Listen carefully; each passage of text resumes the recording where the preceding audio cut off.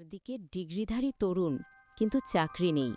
প্রতিদিন হাজার হাজার আবেদন, অথচ নিয়োগ খুবই কম। তাহলে প্রশ্ন একটাই, বাংলাদেশে চাকরি সংকট কেন বাড়ছে? এটা কি শুধু শিক্ষিতদের সমস্যা, নাকি পুরো অর্থনীতির? আজকের ভিডিওতে আমরা রাজনীতি নয়, আবেগ নয়, তথ্য ও বিশ্লেষণ দিয়ে বোঝার চেষ্টা করব এই সংকটের আসল কারণ। চাকরি সংকট মানে শুধু বেকারত্ব নয়, এর মানে হল নতুন চাকরি তৈরি হচ্ছে না, যোগ্যতা অনুযায়ী কাজ মিলছে না, আংশিক কাজ বা অস্থায়ী চাকরি বাড়ছে।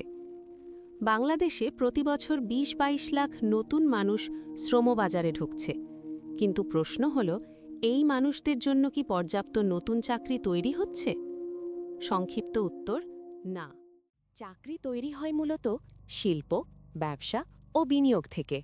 কিন্তু গত কয়েক বছরে বিদেশি বিনিয়োগ কমেছে, অনেক কারখানা উৎপাদন কমিয়েছে, কিছু ব্যবসা বন্ধও হয়েছে। কারণ কি? ডলারের সংকট, বিদ্যুৎ ও গ্যাসের সমস্যা, উচ্চ সুদের হার। ফলে নতুন ফ্যাক্টরি হচ্ছে কম, আর চাকরি তৈরি হওয়ার গতি থেমে যাচ্ছে।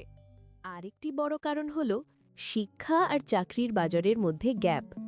অনেক তরুণের আছে সার্টিফিকেট, ডিগ্রি, কিন্তু নেই বাস্তব স্কিল, ইন্ডাস্ট্রি অভিজ্ঞতা। আইটি, টেকনোলজি, ডেটা, অটোমেশন, এই সেক্টরে দক্ষ লোক দরকার, কিন্তু আমাদের শিক্ষা এখনও পুরনো সিলেবাসে আটকে আছে। ফলে চাকরি আছে, কিন্তু উপযুক্ত লোক নেই, লোক আছে, কিন্তু উপযুক্ত চাকরি নেই।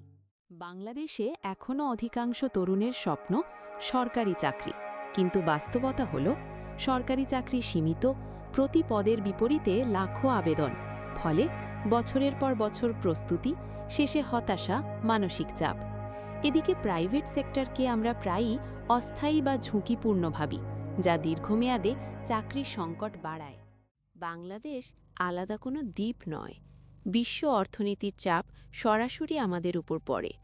বৈশ্বিক মন্দার আশঙ্কা, রাশিয়া ইউক্রেন যুদ্ধ, মধ্যপ্রাচ্যের অস্থিরতা, এর ফলে রপ্তানি কমছে, নতুন অর্ডার কম পাচ্ছে গার্মেন্টস, চাকরি কমছে বা স্থবির হচ্ছে। বিশ্বে চাপ বাড়লে বাংলাদেশের চাকরির বাজারও চাপে পড়ে। আরেকটি নীরব কারণ হল অটোমেশন ও এআই। যে কাজ আগে ১০ জন করত, এখন সেটা ৩ জন প্লাস সফটওয়্যারেই হচ্ছে। এর মানে কিছু চাকরি হারাচ্ছে, নতুন ধরনের স্কিল দরকার হচ্ছে। যারা আপডেট হচ্ছে না, তারা ধীরে ধীরে চাকরির বাজার থেকে ছিটকে পড়ছে। তাহলে সমাধান কি? স্কিল ভিত্তিক শিক্ষা, প্রাইভেট সেক্টরে আস্থা, ফ্রিল্যান্সিং ও রিমোট কাজ, উদ্যোক্তা হওয়ার মানসিকতা, সরকারের দীর্ঘমেয়াদী কর্মসংস্থান পরিকল্পনা। চাকরি শুধু চাওয়া নয়, তৈরি করতে হয়। বাংলাদেশে চাকরি সংকট বাস্তব, কিন্তু এটা শেষ হয়ে যাওয়ার গল্প নয়। প্রশ্ন একটাই, আমরা কি সময়ের সাথে নিজেদের বদলাতে পারব? আপনার মতামত কি? কমেন্টে লিখুন, আপনি কোন কারণে চাকরির সংকট বাড়ছে মনে করেন।